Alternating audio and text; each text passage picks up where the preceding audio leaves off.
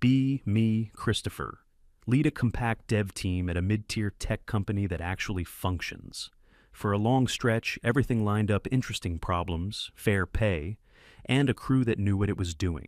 We operated with almost no friction. Ron was our senior, pushing 60, writing code since before I touched a keyboard. He'd lived through every corporate revolution and trusted none of them. Dry as hell, brutally honest, but when it came to code, the guy was surgical. If something looked unsolvable, you brought it to him. He'd insult your approach, rewrite it in minutes, and move on. Then there was Nathaniel, the new guy. Quick learner, motivated, always trying to absorb everything he could. We all kind of took him under our wing. Ron would grill him on fundamentals. I'd help him navigate the project architecture. He was genuinely passionate about the work, which was refreshing. Adam was our sysadmin, the quiet one. He'd sit in the corner with his headphones on, and you wouldn't hear a peep from him for days. But our servers never went down. Our network was flawless. He was a silent guardian, a watchful protector, a dark knight of the server rack. And then there was Veronica, our UI/UX designer. Sharp, talented, and had zero tolerance for nonsense. She was the only woman on our immediate team, and it was never an issue for anyone. We respected her because her designs were clean, intuitive, and always delivered on time. She respected us because we built what she designed without butchering it. It was a relationship based entirely on professional competence. Perfect. Our old boss was a guy named Frank. He was a simple man. His management philosophy was, if it ain't broke, don't fix it. As long as our project metrics were green and we hit our deadlines, he left us completely alone. We loved him for it. We had our own ecosystem, our own inside jokes. We'd grab lunch together, talk about video games, cars, whatever. Work felt less like a job and more like a clubhouse for people who were good at what they did. Then Frank announced his retirement. We threw him a great party, wished him well, and then the speculation started. Who would replace him? We all hoped for an internal promotion, maybe me, maybe Ron, if he could be bothered. An email went out from corporate a few weeks later, introducing our new department head, Isabel. Her bio was attached. It was a masterpiece of corporate buzzwords, talked a lot about fostering inclusive dialogues, driving synergetic innovation, and actualizing a new paradigm of workplace equity. Not a lot in there about shipping product or managing technical debt. Ron read the email, made a noise that was halfway between a laugh and a groan, and went back to his code. That was the first red flag. Isabel's first day arrived. She called a mandatory team meeting first thing in the morning. She walked in with a strained corporate smile plastered on her face. The speech she gave was just like her email bio, but in person. It was a 15-minute word salad of the latest corporate-approved phrases. She talked about her vision for the team, which involved deconstructing outdated hierarchies and centering marginalized voices. I remember looking at Adam, who looked like he wanted to physically phase through his chair. Nathaniel was trying to look engaged, nodding along. Ron was staring at a fixed point on the ceiling, completely zoned out. Veronica had her professional face on, neutral and unreadable. I just tried to look like a supportive team lead, but my mind was racing. None of what she said had anything to do with our actual jobs. The changes started small. First, she insisted on a daily check-in meeting every morning. We weren't just supposed to talk about our work blockers. We had to go around the circle and share how we were feeling today. Adam, our quiet sysadmin, looked like he was being waterboarded every time it was his turn. He'd just mumble "fine" and look down at the table. Isabel would push him. "Just fine, Adam. Can you unpack that for us?" It was excruciating to watch. Then she started renaming things. Our main project repository, codenamed Project Colossus for years, was renamed to the Harmony Initiative. Our team group chat, simply called Dev Team, became the Innovation Circle. It was all so performative and pointless. It was death by 1,000 paper cuts. About a month into her reign, she called me into her office. She told me she was concerned about the team's culture, said it felt very male-dominated and unwelcoming.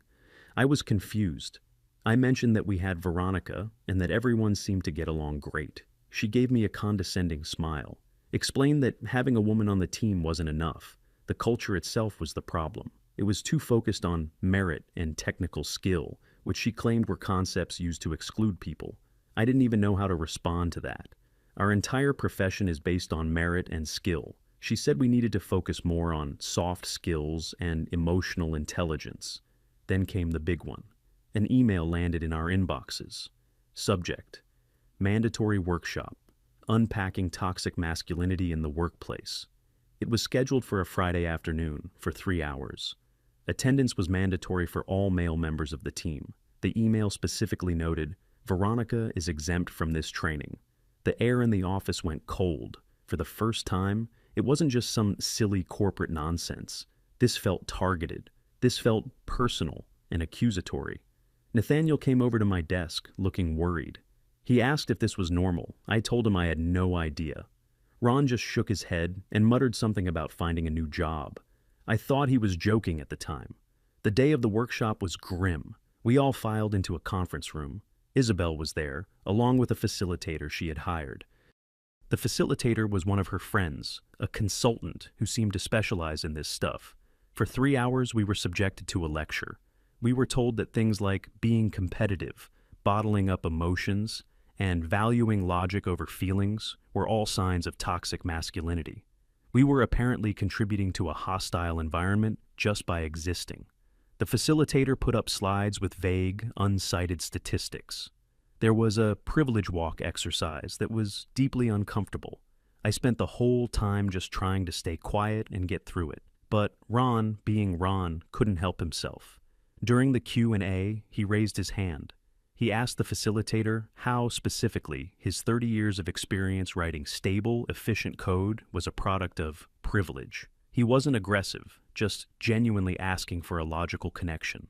The facilitator got flustered. Isabel jumped in immediately. She told Ron that his question itself was an example of defensive posturing and a refusal to engage with the material. She said he was trying to derail the conversation with logic instead of listening with empathy. So, logic was now the enemy. Ron just leaned back in his chair, crossed his arms, and didn't say another word for the rest of the session. The four of us walked out of that room feeling utterly demoralized. It was like we had just been collectively punished for something we didn't do. Our motivation was at an all-time low. The following Monday, Veronica came to my desk. She closed the door to my office. She told me she had heard about the workshop from a friend in another department. She said it was the most unprofessional and insulting thing she'd ever heard of a manager doing. She told me she wanted me to know that she thought it was ridiculous and that none of us deserved that. It was a small thing, but it meant a lot. It confirmed that this wasn't about men versus women. It was about sanity versus ideology. Veronica was on the side of sanity. Things got worse from there, especially with our main project. We were working on a major platform upgrade. It was the company's flagship product. High stakes, tight deadline, the kind of project our team usually excelled at. We hit a major architectural crossroads. There were two paths we could take. Path A was Ron's proposal. It was based on a proven, stable technology stack. It was less exciting, but it was reliable. It would be a lot of work, but we knew it would be rock solid. Path B was a newer, trendier framework. It promised faster development time, but it was less mature and had a lot of known issues. It was a high-risk, high-reward option. Nathaniel was excited by it, but even he admitted it was a gamble. As a team, we discussed it. Ron laid out the case for stability and long-term maintenance. I agreed with him. For a core product, you don't take gambles. Adam, in his quiet way, pointed out that the new framework had security vulnerabilities that hadn't been patched yet. Even Nathaniel conceded that Ron's plan was the safer, more responsible choice. We presented our recommendation to Isabel in a planning meeting. We unanimously recommended Path A. I walked her through the reasoning, the risk analysis, the long-term benefits. She listened, nodding with a thoughtful expression. When I was done, she was silent for a moment. Then she said, "Thank you for that, Christopher. But I think we're going to go with Path B." The whole team was stunned. I asked her why. I asked if she could explain her reasoning, given the risks we had just outlined. She looked at all of us and delivered a line I will never forget. The team that built the original platform was all men. Path A feels like a continuation of that same exclusionary mindset. Path B is fresh. It's new. It represents a forward-thinking, more inclusive approach to technology. She had made a critical engineering decision based on her political ideology. She wasn't evaluating the technology. She was evaluating the perceived politics of the technology. Ron just stared at her, his face completely blank with disbelief. He tried to argue. He brought up the specific security issues Adam had found. He talked about the risk to the client's data. Isabel just waved her hand dismissively. Those are just details we can iron out. I'm more concerned with the big picture, with our team's vision. We need to break from the past. I tried to intervene. As team lead, it was my job to protect the project. I told her that this decision would put the entire deadline at risk. She looked me right in the eye. Are you saying you and your team are not capable of handling a challenge, Christopher? It was a trap, a loyalty test. If I said yes, I was admitting incompetence. If I said no, I was agreeing to her disastrous plan.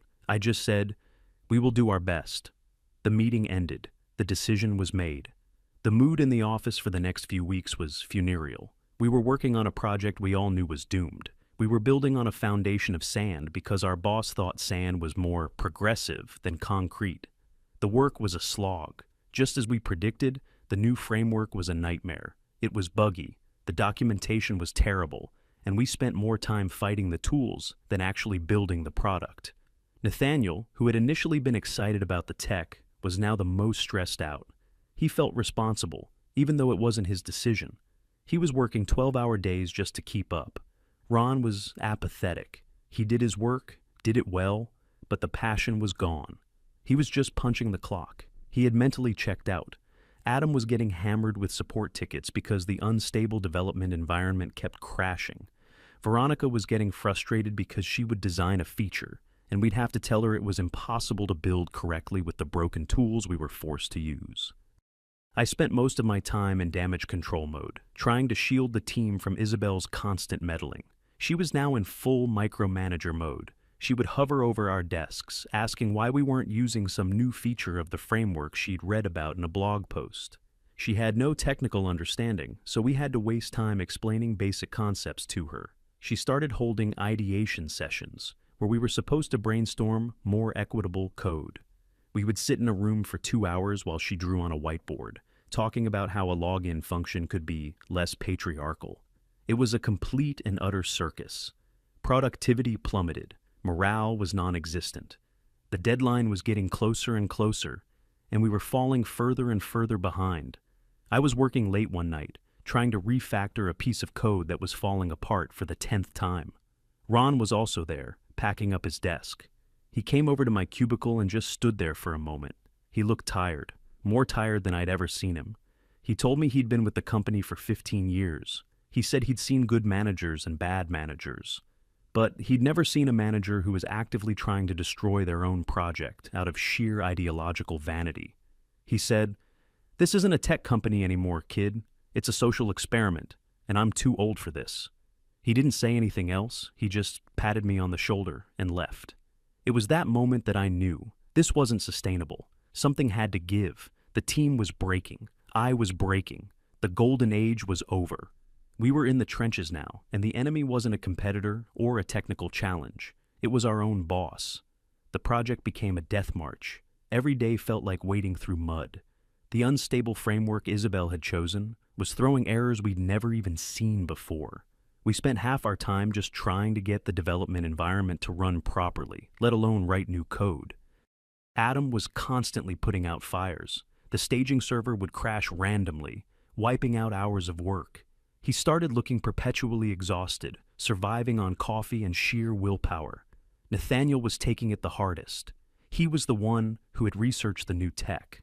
He felt a personal responsibility for the mess, even though we all told him it was Isabel's call. He was pulling all-nighters, trying to find workarounds for the framework's fundamental flaws.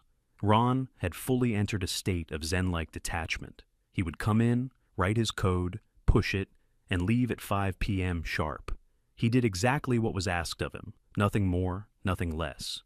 He stopped offering suggestions in meetings. He stopped pointing out potential problems. He was just a ghost in the machine, waiting for the clock to run out. Veronica's work was getting butchered. She would design these beautiful, user-friendly interfaces, and we'd have to come back to her and say, "Sorry, we can't build this."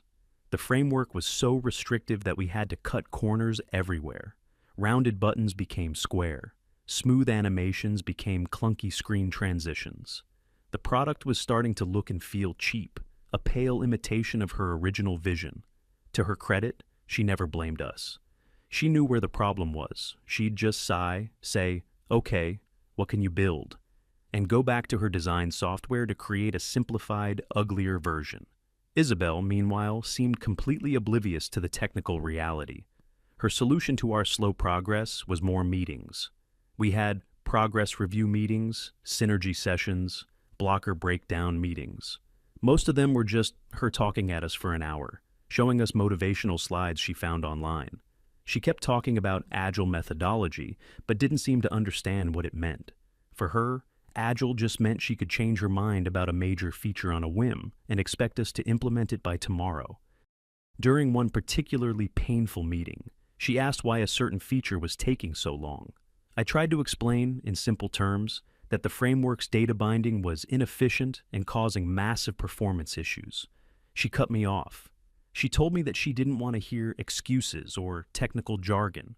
She said what she was hearing was a can't-do attitude, and that the team needed to be more solution-oriented. She literally told me to stop explaining the problem and just solve it, the problem she had created, the problem she had forbidden us from avoiding. I just sat there, looking at her, and for the first time, I felt nothing. Not anger, not frustration, just emptiness.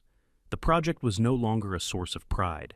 It was an anchor, dragging us all down. As we got closer to the deadline, the pressure from upper management started to build. The director, our boss's boss from the main office, started asking for status reports. Isabel's reports were pure fantasy. She would take our percentage complete numbers, which were already generous, and inflate them. She filled her reports with buzzwords about the innovative new platform and how our team was embracing the future. She was building a narrative of success that had no connection to our daily nightmare. We all knew it was a ticking time bomb. We were heading for a spectacular crash, and she was the one driving the bus. The breaking point came a few weeks before the final deadline. The application's performance was so bad that it was practically unusable. We were desperately trying to optimize it, but it was like trying to make a turtle win a horse race. I did some research and found a potential solution, a third-party caching tool. It was a piece of software that was specifically designed to speed up applications like ours. It wasn't cheap, but it was a one-time license fee. Compared to the cost of the project failing and losing our biggest client, it was a drop in the bucket. I put together a proposal with a full cost-benefit analysis. I showed how it could save us weeks of manual optimization work and potentially salvage the launch. I scheduled a meeting with Isabel to present it. I walked her through the whole thing. I showed her the performance metrics, the user experience nightmare we were facing. I made the case as clearly and professionally as I could. She listened patiently, then shook her head. "I'm sorry, Christopher, but there's no room in the budget for this." I was floored. "Isabel, the project is on track to fail. This could save it." She gave me a sympathetic smile, the kind of smile a parent gives a child who doesn't understand.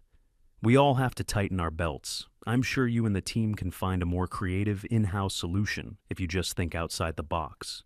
There was no arguing with her. The decision was final. I walked back to my desk, defeated. I told the team the news. No one was surprised. It was just another log on the fire of our misery.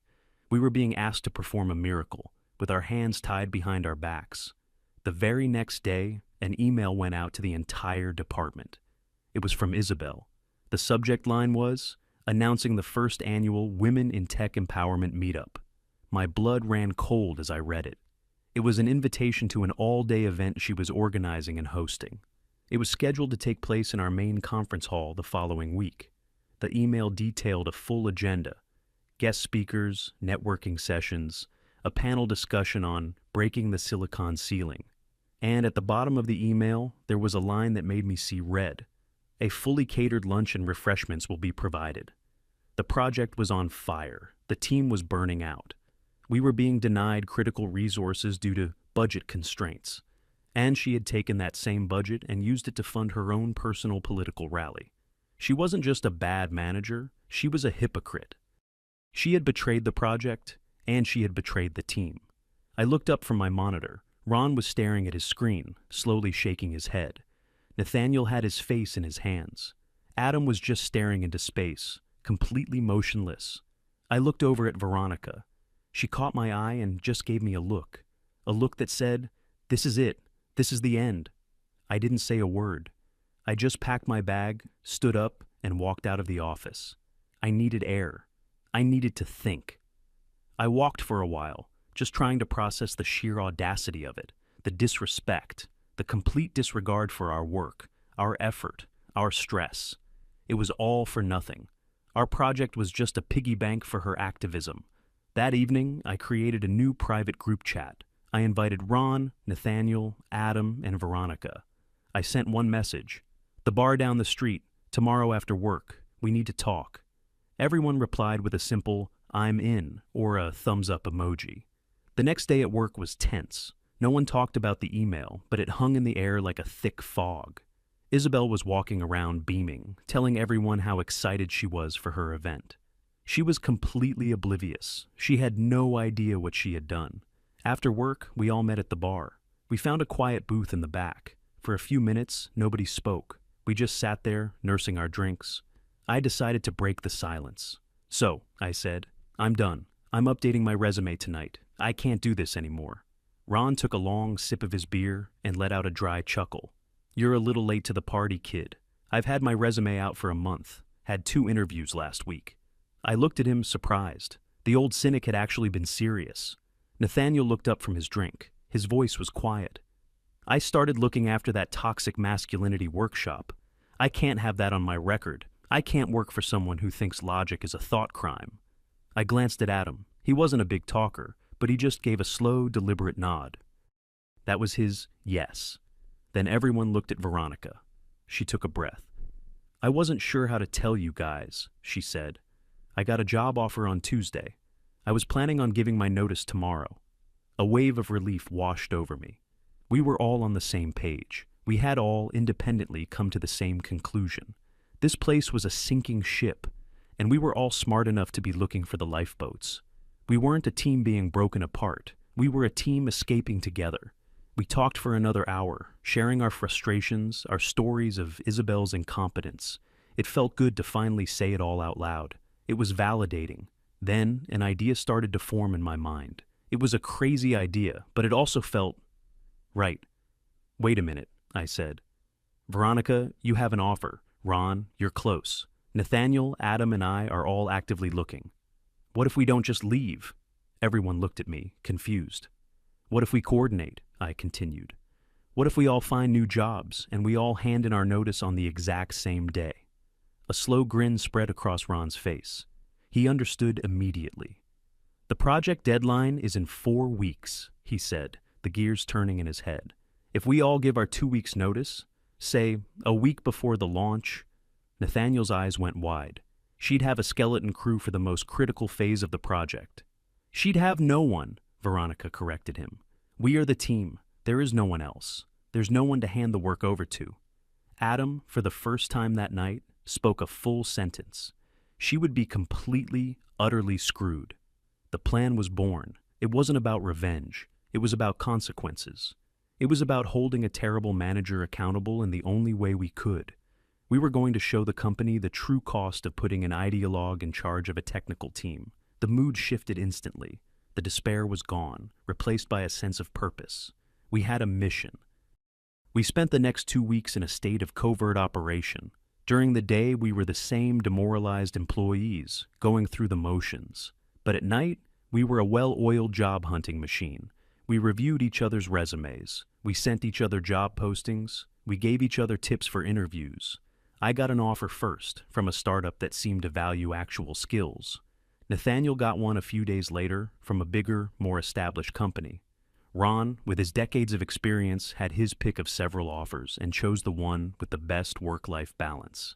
Adam, our quiet genius, got a high-paying gig at a data center, a place where he could work with servers in peace. We were all set. We had our escape routes planned. We chose a date, a Monday, exactly 9 days before the final project deadline. We called it D-Day, Departure Day. The countdown had begun. and Isabel had no idea that her entire world was about to come crashing down.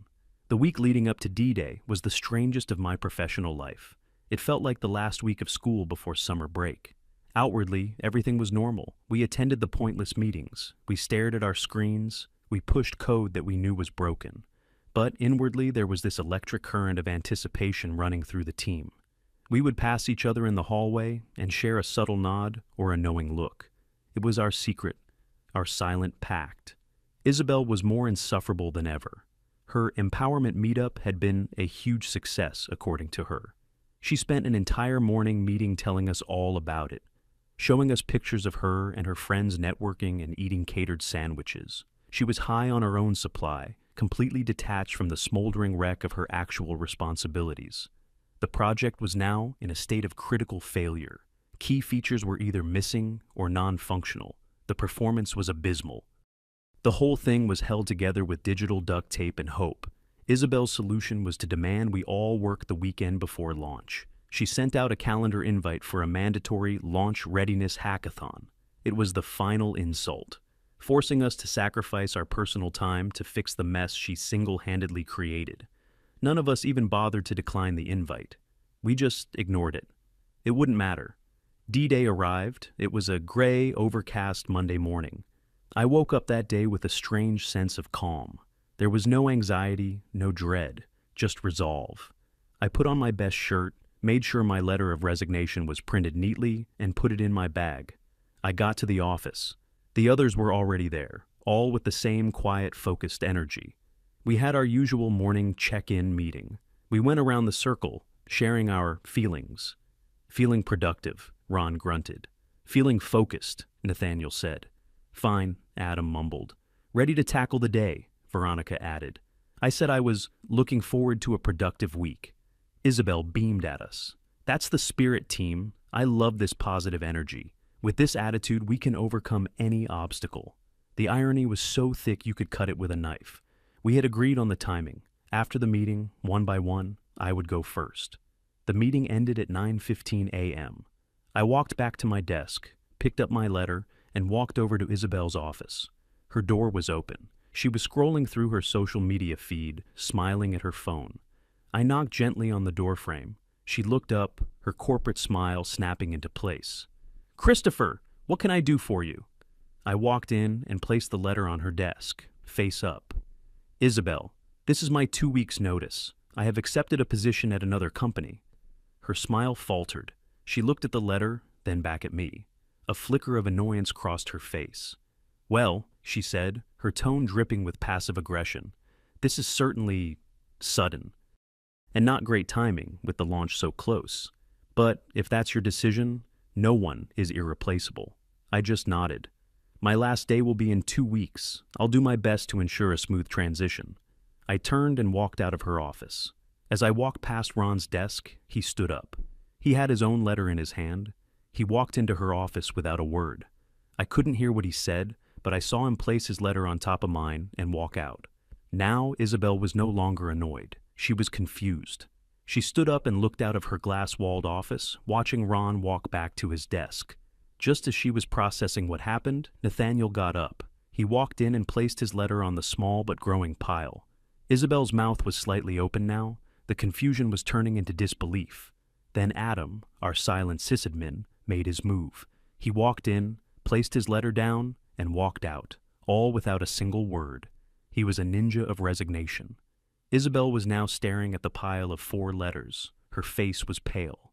She looked like she was trying to solve a complex math problem in her head and failing. Then came the final blow. Veronica stood up. She walked into the office and placed her letter on the very top of the pile. I watched Isabel's face go through a rapid series of emotions. Disbelief, confusion, anger, and then, finally, pure, undiluted panic. Her eyes darted around the room, from the letters on her desk to the faces of her entire core team, all of whom were now quietly packing their personal belongings. She finally found her voice. "What is this?" she stammered, walking out of her office. "Is this some kind of joke?" No one answered. The sound of keyboards being unplugged and desk drawers being emptied was the only reply. "You can't all quit," she said, her voice rising in pitch. "The launch is next week. This is unprofessional. It's sabotage." Ron, who was putting a small plan into a cardboard box, finally looked at her. "We're all giving our standard 2 weeks' notice, as per our contracts," he said, his voice flat and devoid of emotion. "It's perfectly professional." "But why?" she pleaded, looking from face to face. "I don't understand." That was the thing. She genuinely didn't understand. In her world, she was the hero. She was the one bringing progress and enlightenment. She couldn't comprehend that her actions had consequences, that her ideology had driven away every single person who did the actual work. She looked at me, her eyes wide with desperation. "Christopher, you're the team lead. You have to stop this." "I've already resigned, Isabel," I said calmly. "There's nothing to stop." She started to panic for real now. She ran back into her office, grabbed her phone, and we could hear her frantically calling HR. "They're all quitting! The whole team! Yes, all at once. You have to do something. Can you refuse to accept their resignations?" We just kept packing. HR apparently told her what we already knew. They couldn't force us to work there. Her next call was to the director, her boss. We couldn't hear all of it, but we heard snippets. "I don't know what happened. They just all turned against me. It's a coordinated attack. The project is going to fail." She was trying to frame herself as the victim. By the time we were ready to leave, she was just sitting at her desk, staring into space, her face ashen. She had lost control, and the realization was finally hitting her. The 5 of us walked out of that office together. We didn't look back. We went to the same bar where we had hatched the plan and ordered a round of drinks. It wasn't a celebration, it was more like a release. The weight was finally lifted. For the next 2 weeks, we served out our notice period. It was a farce. Isabel avoided us. She wouldn't even make eye contact. She tried to hire contractors to replace us, but the learning curve for the project was massive. No one could get up to speed in 2 weeks, especially with the broken codebase. We spent our time documenting our work as best we could, but it was like writing an instruction manual for a car that had no engine. On our last day, the director flew in from the main office. He called each of us into a conference room for an exit interview. He was a sharp guy. He knew something was deeply wrong. We didn't badmouth Isabel. We didn't need to. We just stated the facts, professionally and calmly. We talked about the technical decisions that were forced on us. We mentioned the mandatory workshops that destroyed morale. We pointed out the project budget being used for non-project activities. We laid out a clear, factual timeline of incompetence. By the time he interviewed the 5th of us, Veronica, his face was grim. He knew the truth. We cleaned out our desks, handed in our key cards, and walked out of that building for the last time. A month later, we all met up for dinner. We were all happier in our new jobs. The stress was gone. We were back in environments where our skills were valued and our work mattered. During dinner, Veronica got a text from a friend who still worked at the old company. She read it out loud to us. The project launch had been a complete catastrophe. It was so broken that they had to roll back the release after just a few hours. The company had lost its biggest client as a result, and Isabel had been fired. The director had come down himself, and she was escorted out of the building that same afternoon. We all just sat there for a moment, letting it sink in. Justice had been served, not through shouting or HR complaints, but through quiet collective action.